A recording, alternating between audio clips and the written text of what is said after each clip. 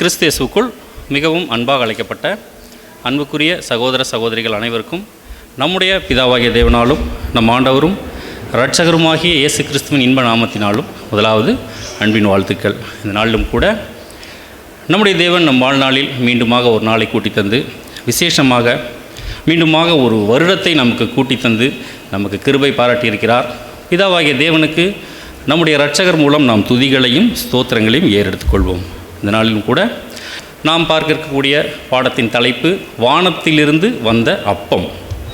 இந்த ஒரு பாடத்துக்கு ஆதாரமாக வாசிக்கலாம். யோவான் எழுதின சுவிசேஷம் 6ஆம் அதிகாரம் 53ஆம் வசனம். யோவான் 6ஆம் அதிகாரம் 53ஆம் வசனம் முதல்.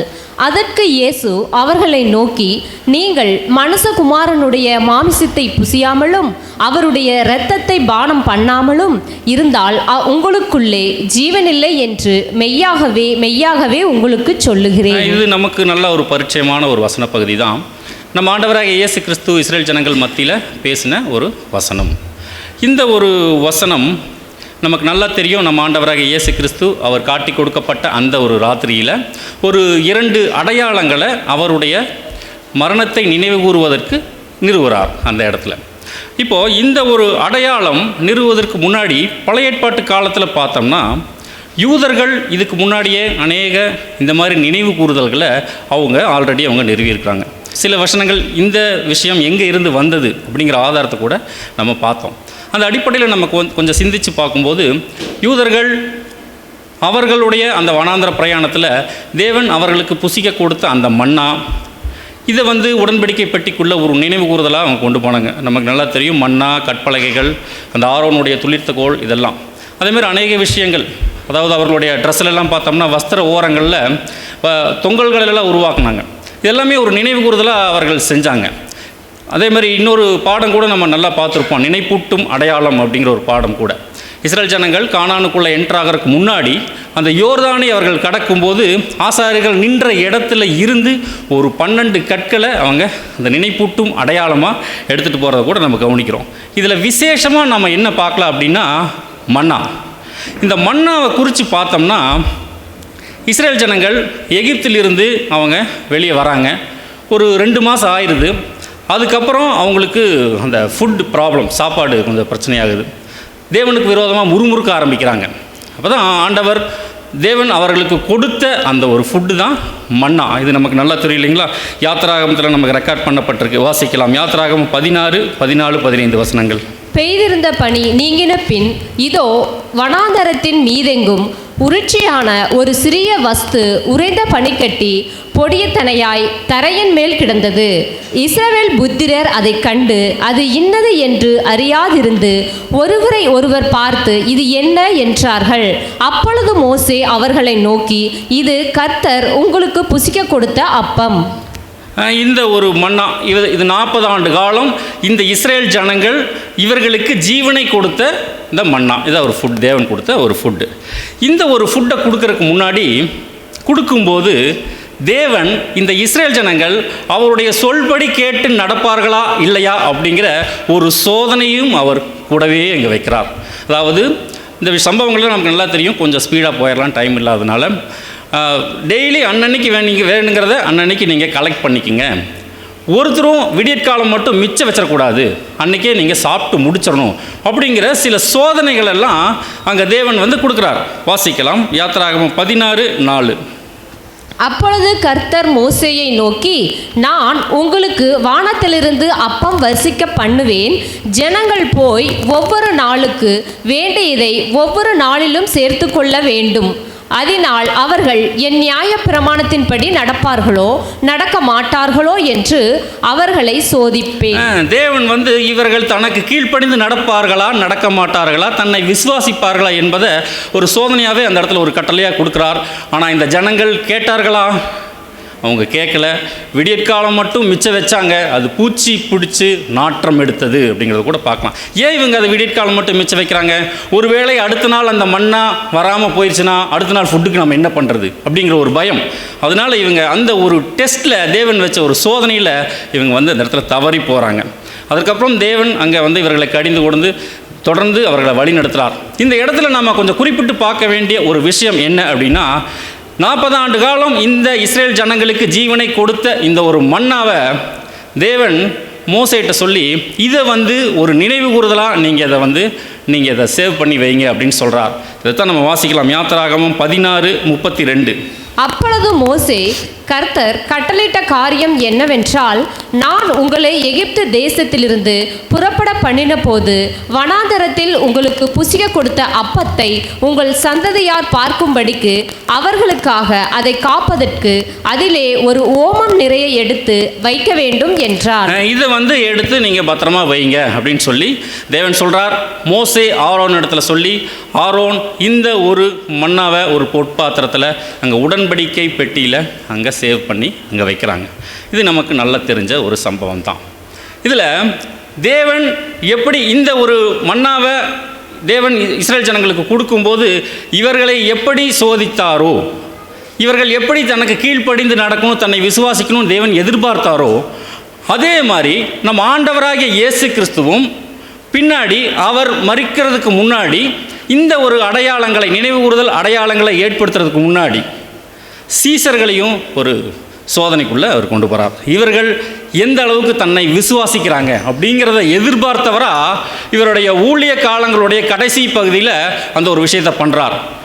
இது எந்த ஒரு காலகட்டம் அப்படின்னு கொஞ்சம் பார்த்தோம்னா, யோவான் ஸ்நானகன் சிரச்சேதம் பண்ணப்பட்ட ஒரு பீரியட். அதாவது ஆண்டவராகிய இயேசு கிறிஸ்து அவர் ஊழியத்தை ஆரம்பித்ததுக்கப்புறம் 3வது பஸ்காவுடைய ஒரு காலகட்டம். அப்போது யோவான் ஸ்நானன் சிரச்சேதம் பண்ணப்பட்டுறார். இந்த ஒரு டைமில் ஆண்டவர் தனியாக அதுக்கப்புறம் ஒரு வனாந்தரத்துக்கு போகிறார். இதை கேள்விப்பட்டு ஜனங்கள், இந்த நியூஸ் தெரிஞ்சு அநேகம் ஜனங்கள் அங்கே கூடிடுறாங்க. இப்போது ஆண்டவர் அவர்கள் மேல் மனதுருகி அவர்களை சொஸ்தமாக்குறார். அதற்கப்புறம் சாயங்காலம் ஆகுது, இந்த ஜனங்களுக்கு சாப்பாடு இல்லை. இந்த ஒரு இது நமக்கு பேசிக் கிளாஸ்லேயே நம்ம பார்த்துருக்கோம் இல்லைங்களா, 5 அப்பம் 2 மீன் பாடம், அந்த ஒரு சம்பவம் தான். இப்போ சாயங்காலம் ஆகுது, இவங்களுக்கு ஃபுட்டு இல்லை. அப்போ தான் சாயங்காலமான போது அவருடைய சீஷர்கள் அவரிடத்தில் இது வனாந்தரமான இடம், நேரமும் ஆயிடுச்சு, ஜனங்கள் கிராமங்களுக்கு போய் தங்களுக்கு போஜன பதார்த்தங்களை கொள்ளும்படி அவங்களை அனுப்பிச்சிருங்க அப்படின்னு சொல்லி ஆண்டவர்கிட்ட சொல்கிறாங்க. இப்போ ஆண்டவருக்கு அடுத்து என்ன செய்ய போகிறார் அப்படிங்கிற விஷயம் நல்லாவே முன்னாடியே தெரியும். ஆனாலும் இவர்களை சோதிக்கும்படி ஒரு கேள்வி கேட்கிறார். வாசிக்கலாம். யோவான் 6ஆம் அதிகாரம் 5-6 வசனங்கள். இயேசு தம்முடைய கண்களை ஏறெடுத்து திரளான ஜனங்கள் தம்மிடத்தில் வருகிறதைக் கண்டு பிலிப்புவை நோக்கி, இவர்கள் சாப்பிடத்தக்கதாக அப்பங்களை எங்கே கொள்ளலாம் என்று கேட்டார். தாம் செய்ய போகிறதை அறிந்திருந்தும் அவனை சோதிக்கும்படி இப்படி கேட்டார். இவருக்கு நல்லா தெரியும், பட் இருந்தாலும் இவர்களை சோதிக்கும்படி ஆண்டவர் இப்படி கேட்கிறார்.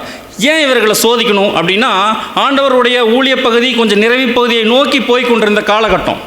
ஆல்ரெடி அநேக அற்புதங்களை இவங்க பார்த்துட்டாங்க. கானா ஒரு கல்யாணத்திலேருந்து ஏகப்பட்ட விஷயங்கள்.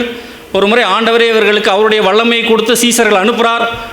சீசர்கள் போகிறாங்க, பிசாசுகளை துரத்துறாங்க. ஆண்டவரே பிசாசுகள் எங்களுக்கு கீழ்ப்படியுதுன்னு சொல்லியெல்லாம் திரும்ப வராங்க. ஸோ இந்த ஓரளவுக்கு நல்லா வளர்ந்துருக்குறாங்க. இந்த டைமில் இவங்களுக்கு இந்த ஒரு சோதிக்கும்படி ஒரு கேள்வியை கேட்குறார். இவங்களுக்கு ஒரு டெஸ்ட். இந்த டெஸ்ட்டில் சீசர்கள் பாஸ் ஆனாங்களா? வாசிக்கலாம். யோவான் 6:7 வசனம். பிலிப்பு அவர்களுக்கு பிரதியுத்தரமாக, இவர்களில் ஒவ்வொருவன் கொஞ்சம் கொஞ்சம் எடுத்துக்கொண்டாலும் 200 பணத்து அப்பங்களும் இவர்களுக்கு போதாதே சொல்கிறாரு. அதாவது இவங்க அநேக அடையாள அற்புதங்களை பார்த்துட்டாங்க. எப்படியாவது ஆண்டவர் இவங்களுக்கு ஃபுட்டை, முதல் அற்புதமே காணா ஒரு அந்த கல்யாணம் தான். அப்போது இவங்க ஆண்டவர் மேலே ஒரு விசுவாச குறைச்சல் அந்த இடத்துல காணப்படுது. அதேமாரி அந்திரேயா கூட சொல்கிறார், இங்கே ஒரு பையன் இருக்கான், அவன் கையில் 5 வாட்கோதுமை அப்பங்களும் 2 மீன் இருக்குது, ஆனால் அவைகள் இத்தனை ஜனங்களுக்கு எம்மாத்திரம் அப்படின்னு சொல்லி ஆண்டவர் வைத்த அந்த ஒரு சோதனையில் இவர்கள் அந்த இடத்துல விழுந்து போகிறாங்க. அதுக்கப்புறம் நடந்த சம்பவங்கள் நமக்கு நல்லா தெரியும். இந்த 5 அப்பத்தை 2 மீனையும் வச்சு புருஷர்கள் மாத்திரம் 5000 பேருன்னு இருக்கும். அநேக ஆயிரக்கணக்கான ஜனங்களுக்கு ஆண்டவர் அங்கே போஜனம் கொடுக்குறார். சீசர்களை வச்சே கொடுக்குறார். பிட்டு சீசர்கள்ட்ட கொடுக்குறாங்க, சீசர்களே அவங்க டிஸ்ட்ரிபியூட் பண்ணுறாங்க. இப்போது அடுத்தது கொஞ்சம் விசுவாசம் வளர்ந்துருச்சா அப்படின்னு கொஞ்சம் கவனித்து பார்த்தோம்னா, இந்த ஒரு சம்பவம் நடந்து முடிஞ்ச உடனே ஆண்டவர் அங்கேயே தங்குறார். அந்த ஜனங்களோடையே அந்த இடத்துலையே தங்கிட்டு சீசர்களை மாத்திரம் ஒரு போட்டில் ஏற்றி அவர் அனுப்புகிறார். ஸோ இவங்க கலிலேயா கடலோடைய அக்கறைக்கு வராங்க. இந்த சம்பவங்கள்லாம் நமக்கு நல்லா தெரியும். இப்போ வரும்போது ஒரு பயங்கரமான ஒரு கடல் கொந்தளிக்குது, காத்தடிக்குது. இந்த டைமில் தான் ஆண்டவர் அந்த கடல் மேலே அங்கே நடந்து வரார். இப்போ சீஷர்கள் இப்போவாது விசுவாசிச்சாங்களா அப்படின்னா ஆண்டவரை பார்த்து அங்கே பயப்படுறாங்க. ஏன் இந்த இடத்துல விசுவாசிச்சாங்களான்னு நம்ம தியானிக்கிறோம் அப்படின்னா, இது மத்தேயு 14ஆம் அதிகாரத்தில் ரெக்கார்ட் பண்ணப்பட்டிருக்கு. மத்தேயு 8ஆம் அதிகாரத்தில் கொஞ்சம் வாசித்து பார்த்தோம்னா, ஆல்ரெடி ஆண்டவர் ஒரு முறை காற்றையும் கடலையும் இந்த இடத்துல அதட்டியிருப்பார். ஆல்ரெடி இவங்க ஒரு எக்ஸ்பீரியன்ஸ்குள்ளே போயிருக்காங்க. இப்போ திரும்பவும் ஒரு எக்ஸ்பீரியன்ஸ், ஆண்டவருக்கு கடல்கள் கீழ்ப்படியும்னு இவங்களுக்கு நல்லா தெரிஞ்சும் இப்போ நடந்து ஆண்டவர் வரார். இவங்களால் அதை கிரகிக்க முடியல. ஆவேசம், இங்கிலீஷில் ஸ்பிரிட்ன்னு இருக்கும் அப்படின்னு சொல்லி இவங்க பயந்துடுறாங்க. கடைசியில் பேதுரு மட்டும் கொஞ்சம் தைரியத்தை வரவழைச்சிட்டு, ஆண்டவரை நானும் வரட்டுமா அப்படின்னு சொல்லும்போது நடந்து வரார். ஆனால் இவரும் கடைசியில் விழுந்து போகிறார். ஆண்டவர் வந்து அவர் கையை பிடிச்செல்லாம் தூக்குறார். அவ்விசுவாசியே ஏன் சந்தேகப்பட்ட அப்படின்னு சொல்லி ஆண்டவர் பேதுருவை அந்த இடத்துல கடிந்து கொள்கிறார். ஏன் இவர்களால் விசுவாசிக்க முடியவில்லை? 3 வருட காலமாக ஆண்டவரோடே இருக்கிறாங்க, அநேக அற்புத அடையாளங்களை பார்த்துருக்குறாங்க. ஏன் வந்து இவர்கள் திரும்ப திரும்ப விழுந்து போயிட்டே இருக்கிறாங்க அப்படின்னு ஒரு கேள்வி கேட்டோம்னா என்ன பதில் சொல்லாங்க? பரிசுத்த ஆவி அவர்களுக்கு வழங்கப்படவில்லை. பட் இருந்தாலும் ஆண்டவர் வந்து அவர்கள் விசுவாசிக்கணும் அப்படின்னு எதிர்பார்க்குறாரு. ஏன் அப்படின்னா, வாசிக்கலாம் மார்க்கு 6:52. அவர்களுடைய இருதயம் கடினமுள்ளதாய் இருந்தபடியினால் அப்பங்களை குறித்து அவர்கள் உணராமற் போனார்கள். இருதய கடினம், பிரதர் கூட அருமையாக சொன்னார் இல்லைங்களா? திரும்ப திரும்ப இருதயத்தை கடினப்படுத்திகிட்டே இருக்கிறாங்க. இதில் இந்த நோட் பண்ணி பார்த்தோம்னா இந்த அப்பத்தை குறித்து மென்ஷன் பண்ணிகிட்டே வரும். பைபிளில் நம்ம படித்தோம்னா அப்பங்களை குறித்து சொல்கிற இடத்துல எல்லாமே விசுவாசத்தை பற்றியும் ஆண்டவர் சொல்லிகிட்டே வருவார். அதாவது தன்னை விசுவாசிக்கணும் அப்படிங்கிறத இன்டெரக்டாக அங்கே சொல்லப்பட்டுட்டே வரும். வீட்டில் கூட நீங்கள் வாசித்து பாருங்கள்.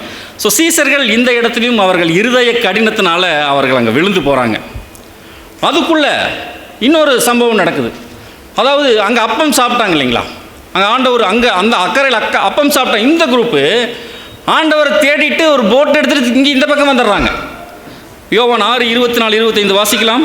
அப்பொழுது இயேசுவும் அவருடைய சீசரும் அங்கே இல்லாததை ஜனங்கள் கண்டு உடனே அந்த படவுகளில் ஏறி இயேசுவை தேடிக்கொண்டு கப்பர்நகூமுக்கு வந்தார்கள். கடலின் அக்கறையிலே அவர்கள் அவரை கண்டபோது, ரபி, நீர் எப்பொழுது இவ்விடம் வந்தீர் என்று கேட்டார்கள். இவங்க வந்து துரத்திட்டே வந்துட்டாங்க. இவங்க ஆண்டவரில் இந்த பக்கம் இக்கரைக்கு வந்துட்டாரு. அங்கே அப்பம் சாப்பிட்டுட்டு திரும்ப இவங்க ஒரு போட் எடுத்துகிட்டு ஆண்டவர் தேடிட்டே வந்துட்டாங்க. ஏன் இவங்க தேடிட்டு வரணும்? என்னங்க பிரதர்? பிரதர் அழகாக சொல்கிறார் பாருங்க. ஏன்னா இவங்க மறுபடியும் அந்த ஃபுட்டுக்காக அடுத்த வேளை சாப்பாடு ஆண்டவரோட போனால் நல்லா சாப்பாடு கிடைக்குமே அப்படின்னு சொல்லிட்டு இவங்களை தேடிட்டு வராங்க. யோவான் 6:26 வாசிக்கலாம். இயேசு அவர்களுக்கு பிரதியுத்தரமாக, நீங்கள் அற்புதங்களை கண்டதினால் அல்ல, நீங்கள் அப்பம் புசித்து திருப்தியானதினாலேயே என்னை தேடுகிறீர்கள் என்று மெய்யாகவே மெய்யாகவே உங்களுக்கு சொல்லுகிறேன். இவங்க சாப்பாட்டை எதிர்பார்த்து ஆண்டவர் தேடிட்டு வராங்க.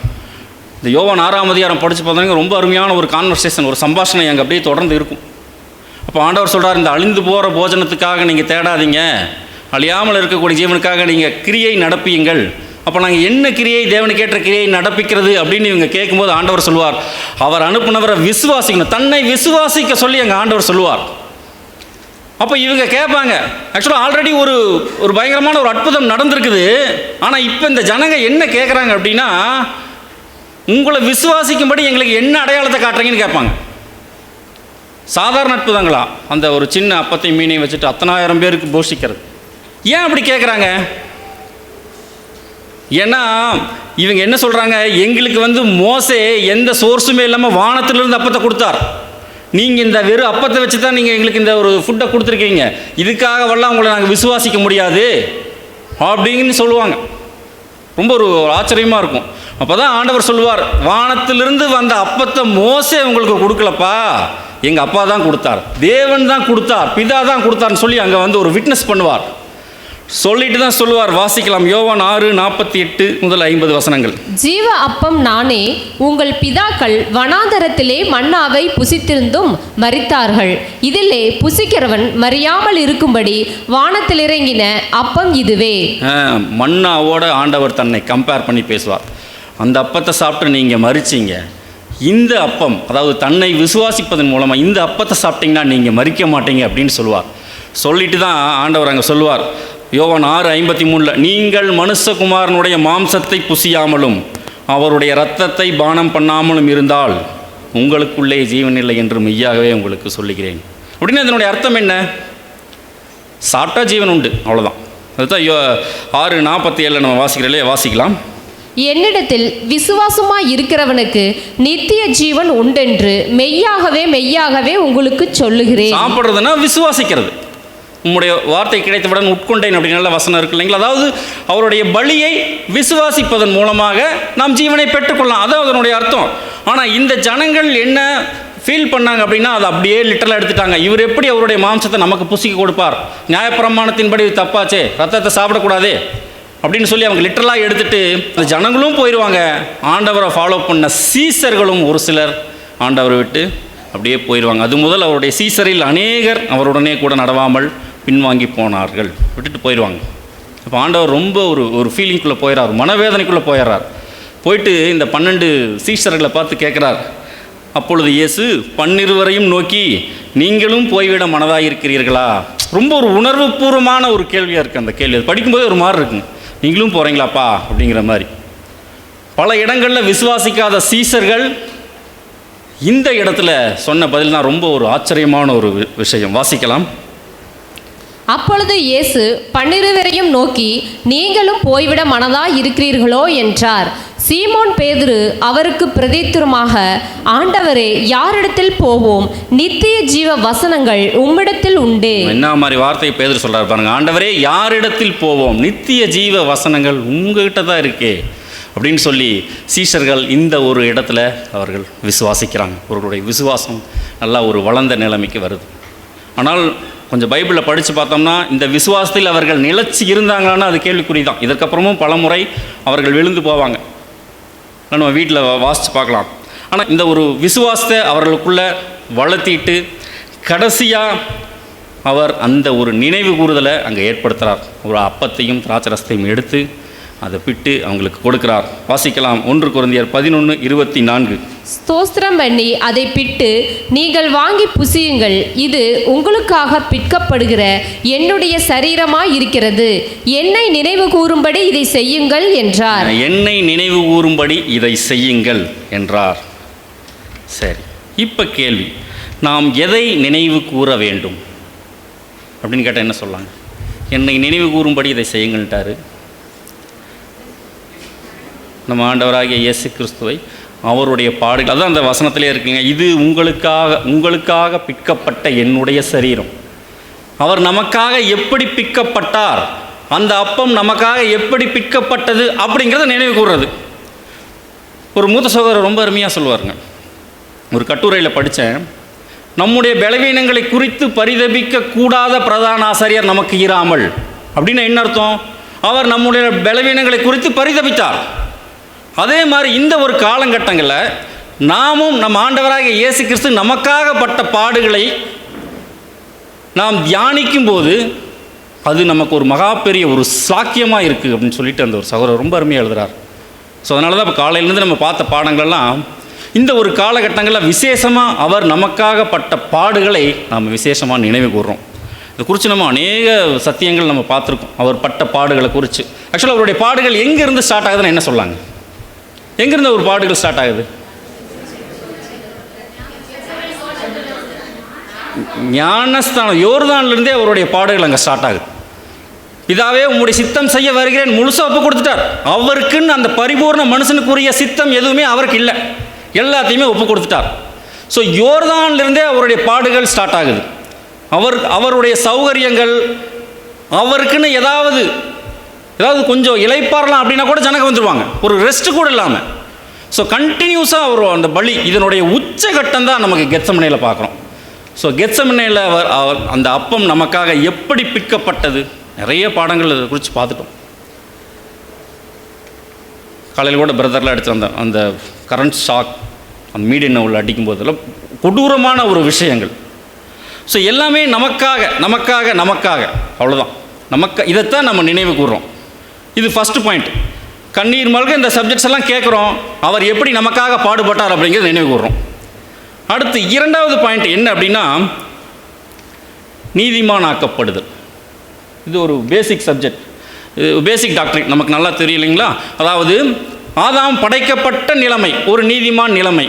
அதுக்கப்புறம் ஆதாம் எப்பொழுது விழுந்து போகிறாரோ அப்போ அந்த நீதிமான் என்கிற நிலைமையிலிருந்து அப்படியே விழுந்து போகிறார். தொடர்ந்து மனிதர்கள் பாவம் செஞ்சு தேவனை விட்டு ரொம்ப தூரம் போயாச்சு. இப்போ இவர்கள் திரும்ப இந்த நிலைமைக்கு வரணும் அப்படின்னா 1000 ஆண்டு அரசாட்சியில் இயேசு கிறிஸ்து செஞ்ச ஈடுபலியின் விளைவாக இவர்கள் உயிர்த்தெழுந்து அதற்கப்புறம் இவர்களை சத்தியத்தில் நடத்தி படிப்படியாக திரும்ப ரிவர்ஸ் ஆர்டரில் கொண்டு வந்து திரும்ப தேவனோட ஒப்புரவாக்கணும், அவர்கள் நீதிமான் என்கிற நிலையை அவங்க ரீச் பண்ணுவாங்க. இதுக்கு 1000 ஆண்டு நடக்கும். 1000 ஆண்டு முடிவில் இந்த ஒரு விஷயம் நடக்கும். இதுக்கு இடையில நம்ம ஆண்டவராக இயேசு கிறிஸ்து செஞ்ச பலியின் புண்ணியத்தினால இப்போ நம்ம தேவன் நீதிமான் என்று எண்ணுகிறார், நாம் நீதிமான் என்று கருதப்படுகிறோம். இது யாரால? நம்ம ஆண்டவர் செய்த அந்த பலியின் புண்ணியத்தின் நிமித்தமாக. அவருடைய வஸ்திரம் நம்ம கவர் பண்ணியிருக்கு, நம்மளுடைய பாவங்களை கவர் பண்ணியிருக்கு, அவர் நமக்காக பரிந்து பேசுகிறார். இந்த ஒரு விஷயத்தை அவர் மட்டும், அவருடைய அப்பம் மட்டும் அங்கே பிற்கப்படலைன்னா இன்னைக்கு நாமும் தேவனற்றவர்களாக உலக ஜனங்களைப் போல ஒரு அனாதையான பிள்ளைகளாக இன்னும் இருந்துட்டு இருந்திருப்போம். ஸோ ஆண்டவர் செய்த அந்த பலியின் புண்ணியத்தினால இன்னைக்கு நாம் அந்த புத்திர சுவிகாரத்துக்குள்ளே நம்ம வந்திருக்கோம். நீதிமான் ஆக்கப்படுதல், இதை நினைவு கூறணும். 2 பாயிண்ட் பார்த்தோம். அந்த அப்பம் எப்படி நமக்காக பிற்கப்பட்டது என்பதை நினைவு கூறுறோம்னா அதை விசுவாசிக்கிறோம், முழுமையாக விசுவாசிக்கிறோம். அதே மாதிரி அவருடைய பலியின் புண்ணியத்தினால் நாம் நீதிமானாக்கப்பட்டிருக்கிறோம் என்பதை விசுவாசிக்கிறோம். இப்போ ஒரு கேள்வி, இந்த ஒரு வசனம் இருக்கு இல்லைங்களா, என்னிடத்தில் விசுவாசமாயிருக்கிறவனுக்கு நித்திய ஜீவன் உண்டென்று மெய்யாகவே மெய்யாகவே உங்களுக்கு சொல்லுகிறேன். இப்போ நம்ம இதெல்லாம் விசுவாசிக்கிறோம், இது என்னுடைய சரீரம் ரத்தம் எல்லாம் சொல்லியிருக்கார், இதை விசுவாசிக்கிறோம் இல்லைங்களா. இப்போ நமக்கு இந்த வசனத்தின் அடிப்படையில் இந்த கேள்வி கேட்டோம்னா நமக்கு ஜீவன் கன்ஃபார்மா அப்படின்னு ஒரு கேள்வி கேட்டால் என்ன சொல்லாங்க? நம்மளால் கன்ஃபார்மாக சொல்ல முடியுமா? சொல்லலாமே. இந்த வசனம் தான் சொல்லுதே, விசுவாசிட்டா நமக்கு ஜீவன் உண்டுன்னு. விசுவாசிக்கிறவங்க ஜீவன் கன்ஃபார்ம், அப்புறம் ஏன் நமக்கு ஜீவன் இல்லைன்னு நம்ம எப்படி சொல்கிறது? இப்போ சபையிலேயே கொஞ்சம் பார்த்தோம்னா, இப்போ சபை வகுப்பார்லேயே எத்தனை வகுப்பார்கள் இருக்கிறாங்க அப்படின்னு கேட்டால் என்ன சொல்லாங்க? இப்போ நம்மளாம் திருச்சபையாக அழைக்கப்பட்டிருக்கோம், நமக்குள்ளே இப்போ எத்தனை வகுப்பார்கள் இருக்கிறாங்க? இல்லைங்க சிஸ்டர். இப்போ சபைக்கு கிடைக்க போகிற நிலைமை, கடைசி நிலைமை, இதில் எத்தனை வகுப்பார் இருக்கிறாங்க அப்படின்னு கேட்டால், அதாவது திருச்சபை திரள் கூட்டம் 2ஆம் மரணம் சிஸ்டர் சொல்கிறாங்க. அதாவது இப்போ இது வந்து ஆவிக்குரிய லேவியர்கள், இப்போ நம்மளாம் ஒரு ஆவிக்குரிய லேவியர்கள். இதில் நம்ம ஞானஸ்தானம் எடுத்து தேவனோடு நல் மனசாட்சியின் உடன்படிக்கை எடுக்கும்போது இதில் பொதுவான லேவியர்கள் அப்படிங்கிற ஒரு ஸ்டேஜுக்கு வருவோம். இப்போ இந்த பொதுவான ஸ்டேஜுக்கு வந்ததுக்கப்புறம் அடுத்தது நம்ம பலி செலுத்தக்கூடிய ஸ்டேஜுக்கு நம்ம கடந்து போகணும். பலி செலுத்தக்கூடிய ஆசாரியர்கள் நம்ம கடந்து போகணும். ஆனால் அதுக்கு பதிலாக ஒரு சிலர் என்ன ஆகிறாங்க அப்படின்னா, இந்த ஞானஸ்தானம் எடுத்த ஒரு நிலைமையிலேயே அவர்கள் சரிந்து போய் தேவனுடைய கிருபையை விருதாவாக பெற்ற ஒரு நிலைமைக்குள்ளே போயிடுறாங்க. இவங்களுக்கு தேவன் என்ன வச்சிருக்கிறார்? 1000 ஆண்டு அரசாட்சியில் உலக ஜனங்களோட உயிர் தெழுந்து வரக்கூடிய ஒரு நிலைமை. ஒட்டுமொத்த அது ரொம்ப கொடுமைங்க. யோசனை பண்ணி பாருங்க, இத்தனை சத்தியம் தெரிஞ்சு உலக ஜனங்களோட உயிர் தெழுந்தது எவ்வளோ கொடுமையாக இருக்கும். அந்த ஒரு நிலைமைக்கு போகிறாங்க. அதே மாதிரி இந்த பலி செலுத்தக்கூடிய வகுப்பாரில் இதில் தான் திருச்சபை, திரள் கூட்டம், 2ஆம் மரணத்துக்கு போகிற வகுப்பார் எல்லாமே இருக்கிறாங்க. இதில் இந்த பலி செலுத்தக்கூடிய வகுப்பாரில் இப்போ நம்ம விசுவாசிக்கிறோம், அவருடைய அந்த அப்பம் நமக்காக பிற்கப்பட்டதுன்னு விசுவாசிக்கிறோம், நாம் அவர் மூலமாக தான் நீதிமானாக்கப்பட்டதுன்னு விசுவாசிக்கிறோம். ஆனால் இதில் எல்லாத்துக்கும் ஜீவன் இருக்கான்னு பார்த்தா இல்லையே. 2ஆம் மரணத்துக்கு போகிற வகுப்பாரும் இதில் தானே இருக்கிறாங்க. அப்போ ஆண்டவர் அங்கே என்ன சொல்ல வரார்? இது விசுவாசம் மாத்திரம் போதாதுன்னு சொல்ல வராரா, இல்லை வேறு ஏதாவது சொல்ல வராரா? ஆனால் அதோட சொல்லிட்டு நிறுத்திட்டார். இதை விசுவாசிங்களா உங்களுக்கு ஜீவன் உண்டுன்னு சீசர்கிட்ட சொல்லிட்டு நிறுத்திட்டார். அடுத்த ஸ்டேஜ் அவர் போகல. ஏன் போகல அப்படின்னா நமக்கு நல்லா தெரியும், அவர்களுக்கு பரிசுத்த ஆவி அப்போ வழங்கப்படவில்லை. யோவான் 16:12-13 வாசிக்கிறீங்களா? இன்னும் அநேக காரியங்களை நான் உங்களுக்கு சொல்ல வேண்டியதாக இருக்குது. அதை சொன்னால் இப்போ நீங்கள் தாங்க மாட்டீங்க. ஏன்னா அவங்களுக்கு பரிசுத்த ஆவி வழங்கப்படலை, தேவனுடைய வித்து அவர்களுக்குள்ளே வைக்கப்படலை, அவர்கள் ஆவியினால் ஜனிப்பிக்கப்படவில்லை, புரியாது. ஆனால் பின்னாடி பரிசுத்த ஆவி கிடைச்சதுக்கப்புறம் அப்போஸ்தலனாகிய பவுல் இதனுடைய ஆழமான அர்த்தத்தை பின்னாடி எழுதுகிறார். அங்கே விசுவாசிக்கிறதோடு ஆண்டவர் நிறுத்திட்டார். இப்போ இதனுடைய ஆழமான அர்த்தத்தை அப்போஸ்தலனாகிய பவுல் எழுதுகிறார். வாசிக்கலாம். 1 கொரிந்தியர் 10ஆம் அதிகாரம் 16-17 வசனங்கள். நான் ஆசீர்வதிக்கிற ஆசீர்வாதத்தின் பாத்திரம் கிறிஸ்துவனுடைய இரத்தத்தின் ஐக்கியமாய் இருக்கிறதல்லவா? நான் பிக்கிற அப்பம் கிறிஸ்துவனுடைய சரீரத்தின் ஐக்கியமாய் இருக்கிறதல்லவா? அந்த ஒரே அப்பத்தில் நாம் எல்லாரும் பங்கு பெறும்படியால் அநேகரான நாம் ஒரே அப்பமும் ஒரே சரீரமாய் இருக்கிறோம். இந்த அப்பத்தை எடுத்து இதை பிட்டு நம்ம சாப்பிட்றோம் இல்லைங்களா? இப்போ இதை சாப்பிடும்போது நாம் அவரோடு ஐக்கியமாகிறோம், அவருடைய சரீரத்தோடு நாமும் ஐக்கியமாகிறோம், இப்போ ஒரே சரீரமாயிடுறோம். இப்போ இந்த டைமில் என்ன கிடைக்குது அப்படின்னா, இப்போ நம்ம அவருடைய சரீரத்தோடு நம்ம ஐக்கியமானதற்கு உடனே இப்போ நமக்கு ஒரு மகா பெரிய ஒரு கிஃப்டை வந்து கொடுக்குறார். என்ன கிஃப்ட்டு? ஒரு கிஃப்ட் கொடுக்கப்படுது. என்ன கிஃப்டாக இருக்குங்க? இப்போ விசுவாசிச்சு அதை புசிக்கிறோம், அந்த அப்பத்தை பிட்டு நம்ம புசிக்கிறோம். அதை புசிக்கும் போது அவருடைய இதில் நாமளும் ஒன்றாயிடுறோம். இப்போ நமக்கு ஒரு கிஃப்ட் சிஸ்டர் கண்டுபிடிச்சிட்டாங்க பாருங்க. வாசிக்கலாம். பிலிப்பியர் 1:29. ஏனெனில் கிறிஸ்துவனிடத்தில் விசுவாசிக்கிறதுக்கு மாத்திரம் அல்ல, அவர் நிமித்தமாக பாடுபடுகிறதற்கும் உங்களுக்கு அருளப்பட்டிருக்கிறது. கிஃப்ட் விசுவாசிக்கிறதுக்கு மாத்திரமல்ல, ஆண்டவர் அங்கே விசுவாசிக்கிறதோடு நிறுத்திட்டார். ஆனால் பின்னாடி அப்போஸ்தலனாகிய பவுல் சொல்கிறார், இப்போ நீங்கள் இதை சாப்பிடும்போது நமக்கு அவரோடு பாடுபடக்கூடிய ஒரு மகா பெரிய ஒரு ஸ்லாக்கியம், ஒரு கிஃப்ட் நமக்கு கொடுக்கப்பட்டிருக்கிறது அப்படிங்கிறார். இப்போ இந்த பாடுபடுறதை குறித்து நம்ம வந்து சத்தியத்துக்குள்ளே வந்த காலத்துலேருந்து அநேக இதை கேட்டு நம்ம அது அப்படியே பழகி போச்சு. ஆனால் தேவன் நமக்கு இதை தான் கொடுக்குறாராம். ஏன் நம்ம பாடுபடணும் அப்படின்னு எதிர்பார்க்குறார்? பாடுபடுறதுன்னா என்ன? சத்தியத்திற்காக தேவனுடைய வேலைகளை செய்கிறது, சகோதரர்களுக்காக படக்கூடிய பிரயாசங்கள், இதை நிமித்தம் வரக்கூடிய பாடுகள். ஏன் இந்த பாடுகள் படணும்னு எதிர்பார்க்குறார் அப்படின்னா, இப்போ நம்மளாம் உலகத்தோடு இருக்கிறோம். இப்போ இந்த உலகத்திலேருந்து நம்மளை அவருடைய பலியின் புண்ணியத்தினால நீதிமான் அப்படிங்கிற ஒரு ஸ்டேஜுக்கு கொண்டு வந்துட்டார். இதுக்கப்புறம் நாம் பரிசுத்தமாக்கப்பட வேண்டும், தொடர்ந்து பரிசுத்தமாகணும். இதற்கு ரசல் பிரதர் கொடுக்குற விளக்கம் என்னென்னா, பரிசுத்தமாகிறதுனா பிரித்தெடுத்தல். இந்த உலகத்திலிருந்து நாம் பிரித்தெடுக்கப்பட வேண்டும். இதற்கு பல்வேறு பாடுகள், சிச்சைகள் நமக்கு கட்டாயம் அவசியம். தொடர்ந்து நம்ம இந்த உலகத்திலேருந்து அப்படியே பிரிஞ்சு தேவனை நோக்கி போகணும். இதுக்காக தான் இந்த ஒரு பாடுகள் நமக்கு கொடுக்கப்படுகிறது. ஒருவேளை பாடுகளே நமக்கு இல்லைன்னு சொன்னால் என்ன சொல்லலாங்க? எனக்கு எந்த பாடுகளுமே இல்லைங்க பார்த்தா நான் ரொம்ப கம்ஃபர்டபுளாக இருக்கேன் அப்படின்னா, உலகத்தோடு ஒட்டி போயிட்டுருக்கோம், அவ்வளோதான். சிம்பிளாக உலகத்தோடு நம்ம அப்படியே ஒட்டி போயிட்டுருக்கோம். ஸோ அன்புக்குரிய சகோதர சகோதரிகள், ஒரு 3 பாயிண்ட். நாம் எதை நினைவு கூறுகிறோம்? அந்த அப்பம் நமக்காக பிற்கப்பட்டதை நாம் நினைவு கூறுறோம். அவருடைய பலியின் புண்ணியத்தினால நாம் நீதிமானாக்கப்படுகிறோம் அப்படிங்கிறத நம்ம விசுவாசிக்கிறோம். அது மாத்திரம் இல்லாமல் அவருடைய பாடுகளில் நமக்கும் ஒரு ஐக்கியம் கிடைக்குது. ஸோ யார் இந்த மாதிரி இந்த 3 விஷயங்களும் செய்கிறார்களோ அவங்களுக்கு தாங்க ஜீவன் கன்ஃபார்ம். ஸோ ஒருவேளை நாம் இன்னும் இந்த பாடுகளுக்குள்ளே படலையே, நான் இப்போ தான் ஞானஸ்தானம் எடுத்திருக்கேனே, இந்த மாதிரி கேள்விகள்லாம் வரும். நான் எந்த பிரயாசமும் படலையே. அதுக்காகத்தாங்க இந்த ஒரு நினைவு கூறுதலே நமக்கு கொடுத்துருக்கிறார். ஏன் வருஷம் இந்த நினைவு கூறுதல் கொடுத்துருக்கிறார்? வருஷம் அப்படின்னு கேட்டால் என்ன சொல்லாங்க? வருஷத்துக்கு ஒரு முறை இந்த நினைவு கூறுங்கப்பான்னு ஏன் சொல்லணும்? இந்த நினைவு கூறுதலே இல்லைன்னா எப்படி இருக்கும்?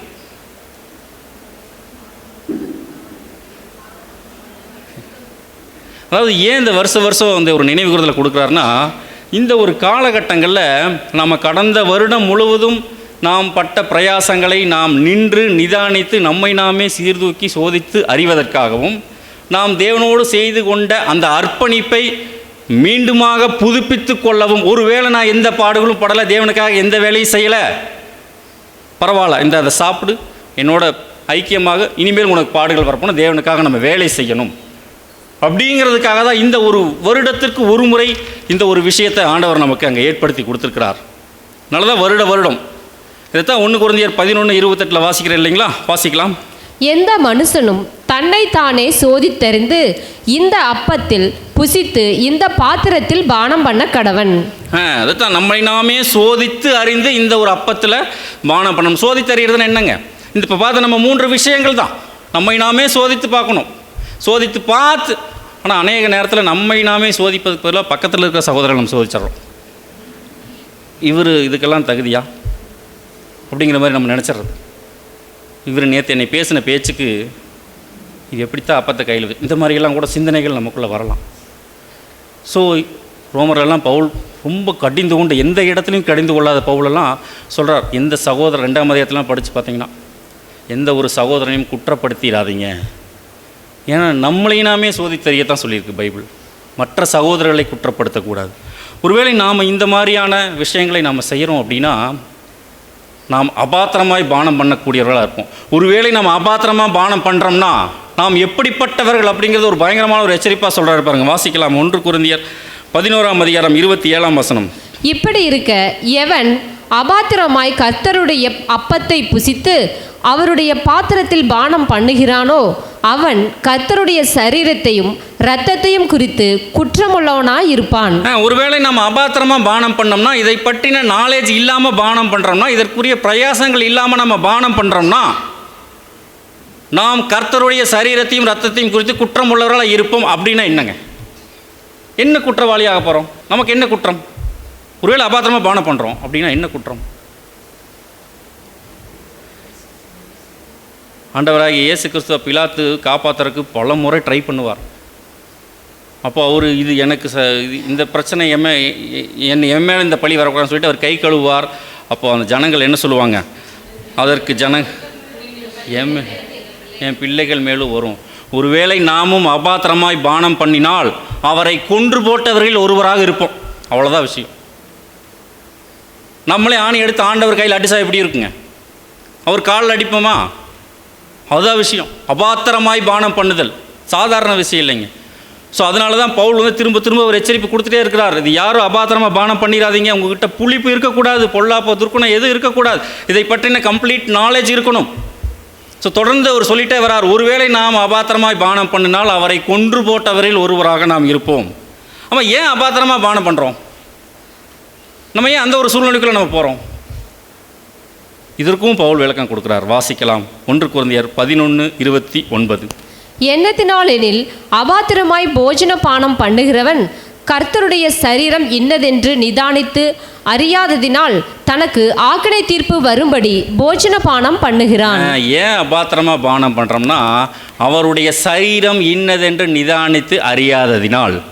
இப்போ அவருடைய சரீரம் இன்னதென்று நாம் நிதானித்து அறிந்திருக்கிறோமா?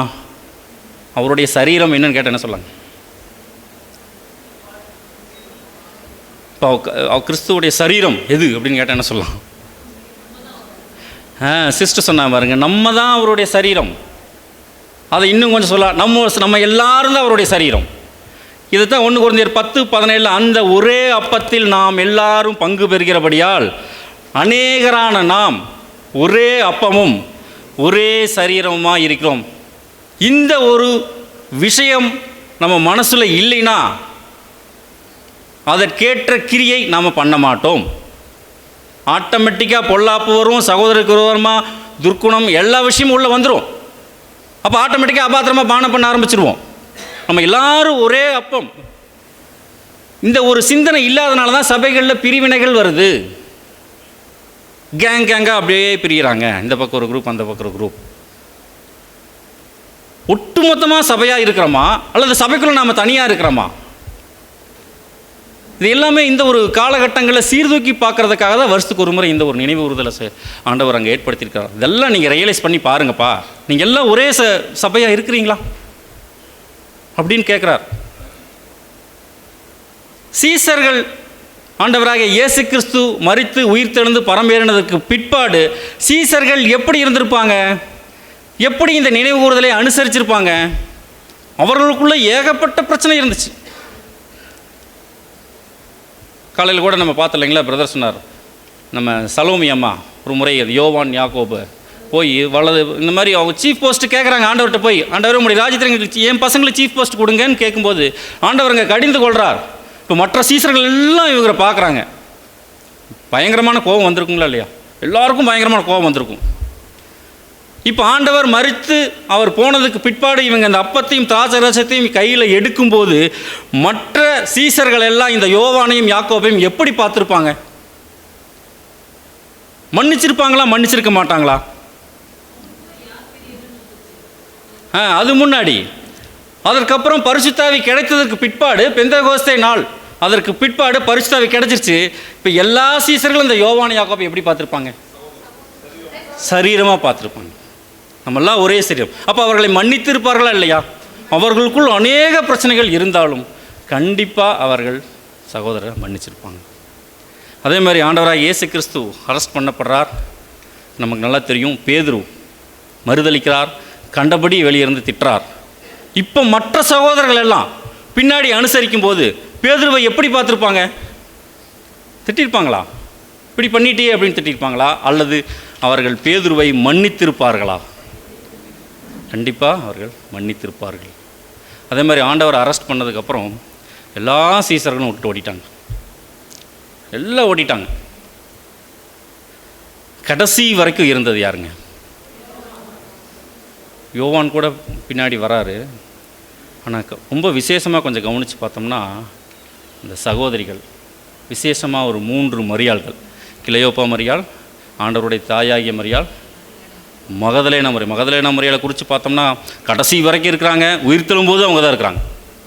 ஸோ இந்த 3 சகோதரிகள் இந்த சீசர்களை பின்னாடி மன்னிச்சிருப்பாங்களா இல்லையா? ஒரு முறை ஆண்டவர் அங்கே சிலுவை தூக்கிட்டு வரும்போது தூக்க முடியாமல் கீழே விழுகிறார். சீசர்கள் ஒருத்தர் கூட இல்லைப்பா. உங்களுக்கு எப்படி இருந்திருக்கும்? இப்படி விட்டு போட்டு போயிட்டீங்களே, ஒரு ஹெல்ப் பண்ணுற கூட ஆள் இல்லையே. கடைசியில் அந்த சிரேன ஊரான சீமோன் வந்து ஒரு ஹெல்ப் பண்ணுவார். ஸோ இப்போ அந்த நேரத்தில் அவர்களுக்கு பயங்கரமான கோபம் இருந்திருக்கும். ஆனால் பரிசுத்த ஆவி கிடைத்ததற்கு பிற்பாடு இவர்கள் அந்த சீசர்களை மன்னித்திருப்பார்களா இல்லையா? கடைசியில் யோவான் வரார். யோவான் வந்து கடைசி நிற்கிறார். ஸோ இவங்க எல்லாமே மற்ற சீசர்களை மன்னிச்சிருப்பார்களா இல்லையா? ரொம்ப சிம்பிளாகவே சொல்லிடலாம். அந்த பாடம் எல்லாருக்குமே புரிஞ்சிடும். நமக்குள்ளேயும் இதே மாதிரியான யார் பெரியவன், கோபங்கள், பொறாமைகள், இந்த மாதிரி அநேக விஷயங்கள், மாம்ச பலவீனங்கள் எல்லாமே இருக்கலாம். ஆனால் இந்த ஒரு டைமில் இந்த ஒரு அப்பத்தையும் அந்த ரசத்தையும் நாம் கையில் எடுக்கும்போது அதே ஒரு சிந்தை, நாம் அந்த சகோதரர்களை மன்னித்திருக்கோமா? ஒருவேளை நமக்கு விரோதமாக ஒரு மேலே தப்பாக கூட இருக்கலாம், இல்லை நம்ம மேலே தப்பே இல்லாமல் இருக்கலாம். நாம் அந்த சகோதரோடு ஒப்புரவாகி இருக்கிறோமா? யார் இப்படி ஒப்புரவாகி ஆண்டவர்கிட்ட போய் இந்த கிருபாசனத்தில் மன்னிப்பு கேட்கும்போது ஆண்டவர் மன்னிச்சு இந்த ஒரு நாளில் நம்ம கிட்ட வந்து நம்மளை மன்னித்து இன்னொரு வருஷத்தை அவர் வந்து கூட்டி கொடுக்குறார். பரவாயில்லப்பா, இந்த வருஷம் போங்க, இந்த வருஷம் உங்களுக்கு ஒரு கூட்டி கொடுக்குறேன், நல்லா கிரியை செய்யுங்க, நல்லா கனி கொடுங்க அப்படின்னு சொல்லி ஆண்டவர் அதற்காக தான் இந்த ஒரு காலகட்டங்களில் நமக்கு கொடுக்குறார். ஸோ இந்த உணர்வு ஏன் நமக்கு வரமாட்டேங்குதுன்னு ஒரு கேள்வி கேட்டோம்னா, அங்கே சீசர்களுக்கு இருதய கடினம் இருந்தது. அதே மாதிரி தான் நாமும் நம்மளுடைய இருதயத்தை திரும்ப திரும்ப கடினப்படுத்துகிறோம். அதனால தான் இந்த மாதிரியான விஷயங்கள் நமக்கு வரமாட்டேங்குது. எபிரேயரில் கூட ஒரு வசனம் இருக்குது, பாவத்தின் வஞ்சனையினால் கடினப்பட்டு போகாதபடிக்கு அப்படின்னு சொல்லு. பாவம் நம்மளை திரும்ப திரும்ப பழகிடுது. நமக்கு அப்படியே பண்ணி பண்ணி பண்ணி பண்ணி நமக்கு அப்படியே பழகிடுது. நம்மளுடைய இருதயம் ஆட்டோமேட்டிக்காக கடினமாயிட்டே போகுது. ஸோ இந்த ஒரு சிந்தனைகள் தேவனுடைய பிள்ளைகள்கிட்ட இருக்கக்கூடாது அப்படிங்கிறது தான் இந்த ஒரு பாடம் நமக்கு சொல்லுது. ஸோ யார் இந்த ஒரு உணர்வோடு இருக்கிறாங்களோ இவங்க தான் இந்த வானத்திலிருந்து வந்த இந்த ஒரு மெய்யான அப்பத்தை உண்மையாக விசுவாசித்து புசிக்கக்கூடியவர்கள் அப்படிங்கிறதா இந்த ஒரு பாடம் சொல்லுது. அதே நேரத்தில் இன்னொரு எச்சரிப்பு கூட நமக்கு இந்த ஒரு பாடம் சொல்லுது. அங்கே எகிப்திலிருந்து கிளம்பியவர்கள் 40 வருஷம் அந்த வானத்திலிருந்து வந்த அந்த மன்னாவினால் போஷிக்கப்பட்டவர்கள் எல்லாருமே கானானுக்குள்ளே போக முடிஞ்சதுங்களா? கடைசியாக யார் போனாங்க? யோசுவா, காலேப் 2 பேர் மட்டும்தான் போனாங்க. மோசே கூட போகல. இத்தனை பேரை வழிநடத்தின மோசே கூட போகல. ஸோ இதெல்லாம் நமக்கு எதை அடையாளப்படுத்துதுன்னா மிகப்பெரிய ஒரு எச்சரிப்பு தான். ஸோ செலெக்ஷன் ரொம்ப சிவியராகிட்டே போகுது. நடக்கக்கூடிய சம்பவங்கள், தேவன் எச்சரிப்புகளை கொடுத்துட்டே வரார். கொரோனா, இன்னும் அநேக சகோதரர்கள் நம்மோட இல்லை, இது எல்லாமே நமக்கு ஒரு எச்சரிப்பை கொடுத்துட்டே வரார். ஸோ அங்கே எப்படி யோசுவா, காலேப் அவர்கள் மாத்திரம் அங்கே உள்ளே போனாங்களோ அதே மாதிரி நாமும் பரலோகத்துக்குள்ளே போகிறதுக்காக தான் தேவன் இந்த மாதிரியான பாடங்களை நமக்கு கொடுத்துட்டு இருக்கிறார். கூட இவர்களோடைய இன்னொரு விஷயமும் உள்ளே போச்சு. இவர்களை போஷித்த அந்த மன்னா ஒரு பவலில், ஒரு கோல்டன் ஜாரில் வச்சு உள்ள உடன்படிக்கை பெட்டிக்குள்ளே வச்சு நினைவு கூறுதலாக அங்கே உள்ளே போகுது. ஸோ இந்த ஒரு மன்னா எதை அடையாளப்படுத்தும் அப்படிங்கிறத மாத்திரம் பார்த்து இந்த ஒரு பாடத்தை நாம் நிறைவு செய்யலாம். இந்த ஒரு மன்னா எதை அடையாளப்படுத்தும்? இவ்வளோ நேரம் பார்த்தோம் இல்லைங்களா? அங்கேயும் வானத்திலிருந்து வந்த அப்பம், இங்கேயும் வானத்திலிருந்து வந்த அப்பம். ஆண்டவராகிய இயேசு கிறிஸ்து வானத்திலிருந்து வந்தார்னா அவர் இந்த பூமியில் புருஷ சித்தத்தில் வரல. அதான் அதை அடையாளப்படுத்தும். தேவனுடைய பரிசுத்தாவினால் அவர் வந்தவர். ஸோ அந்த மன்னா அவர்களை எப்படி அங்கே போஷிச்சுதோ அதே மாதிரி இந்த மன்னா இந்த சுவிசேஷ யுகத்தில் இங்கே நம்மளை போஷிச்சிட்ருக்கு. வருஷம் நாம் இதை சாப்பிடும்போது, அதை விசுவாசிக்கும் போது, அதை உள்வாங்கும் போது நாம் ஜீவனுக்குள் போய் கொண்டிருக்கிறோம். சாதாரண ஜீவன் இல்லைங்க, அழியாமை ஜீவன். இந்த ஒரு ஜீவனை நமக்கு கொடுக்குறார். ஸோ இந்த ஒரு மன்னா இதைத்தான் நம்ம வசனத்தில் வாசிக்கிறோம் இல்லைங்களா? யோவான் 6:51 வாசிக்கலாம். நானே வானத்திலிருந்து இறங்கின ஜீவ அப்பம், இந்த அப்பத்தை புசிக்கிறவன் என்றென்றைக்கும் பிழைப்பான். நான் கொடுக்கும் அப்பம் உலகத்தின் ஜீவனுக்காக நான் கொடுக்கும் என் மாமிசமே என்றார். இந்த ஒரு மன்னா இந்த ஒரு எதை அடையாளப்படுத்துதுன்னா, நம் ஆண்டவராகிய இயேசு கிறிஸ்துவினுடைய மாம்சம். ஆண்டவராகிய இயேசு கிறிஸ்துவனுடைய மாம்சம் என்னாச்சுங்க? நமக்கு நல்லா தெரியும் இல்லைங்களா? அவர் மாம்சத்திலே கொலையுண்டு ஆவியில் உயிர்ப்பிக்கப்பட்டார். அப்போ அவருடைய சரீரம் எங்கே போச்சு? அங்கே மோசையுடைய சரீரம் மறைக்கப்பட்டது மாதிரி நம்ம ஆண்டவராகிய இயேசு கிறிஸ்துவனுடைய சரீரமும் மறைக்கப்பட்டது. இது நமக்கு நல்லா தெரியும். இதில் நம்ம கவனிக்க வேண்டிய விஷயம் என்னென்னா, அந்த ஒரு கோல்டன் ஜாரில் அந்த மண்ணா ப்ரிசர்வ் பண்ணி ஒரு ஞாபகார்த்தமாக, ஒரு நினைப்பூட்டும் அடையாளமாக அந்த உடன்படிக்கை பெட்டிக்குள்ளே வைத்த மாதிரி கானான் தேசத்துக்குள்ளே வந்ததுக்கப்புறம் ராஜ்யத்தில் ஒட்டுமொத்த உலக ஜனங்களுக்கும் பிதாவாகிய தேவனுடைய அன்பை காட்டுவதற்காக, அவர் நம்மீது வைத்திருக்கக்கூடிய அன்பை காட்டுவதற்காக நம் ஆண்டவராகிய இயேசு கிறிஸ்துவினுடைய சரீரம் மீண்டும் வெளிப்படுத்தப்படலாம் அப்படிங்கிற ஒரு அனுமானத்தை நம்ம ரசல் பிரதர் அங்கே கொடுக்குறார். அதுதான் நம்ம பார்க்கலாம். பாசிபிளி ரெப்ரசன்டிங் அவர் லார்ட்ஸ் ஃப்ளஷ்லி பாடி. இந்த மன்னாவை பற்றி சொல்லும்போது, perhaps preserved somewhere as the grand memorial of God's love, of Christ's obedience and of our redemption. நம்மளுடைய மீட்புக்காகவும் கிறிஸ்துவுடைய கீழ்ப்படிதலையும் காட்டுவதற்காகவும் இந்த ஒரு மன்னா, அதாவது அவருடைய மாம்சம் எங்காவது வைக்கப்பட்டிருக்கலாம், மறைத்து வைக்கப்பட்டிருக்கலாம், ராஜ்யத்தில் வெளியே வரலாம். அதனால தான் நம்ம ஒரு வசனம் கூட நம்ம சகரியால் படிப்போம்.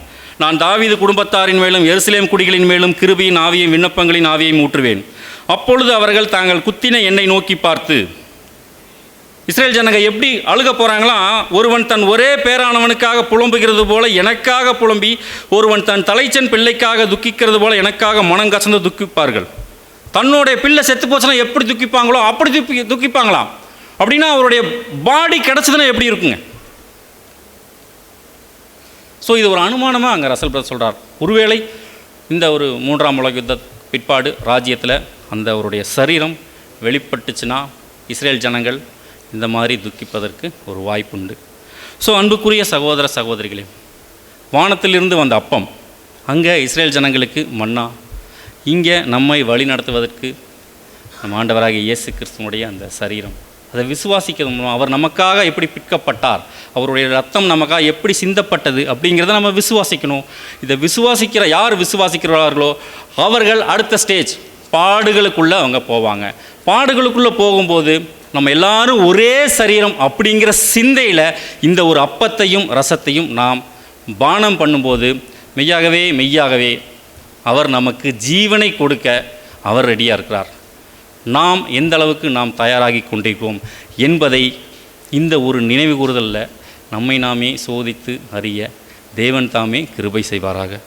பொறுமையோடு கேட்ட உங்கள் அனைவரும் தேவன் தாமே ஆசீர்வதிப்பாராக. கேட்ட சத்தியங்களை தேவன் தாமே ஆசீர்வதிப்பாராக. ஆமீன்.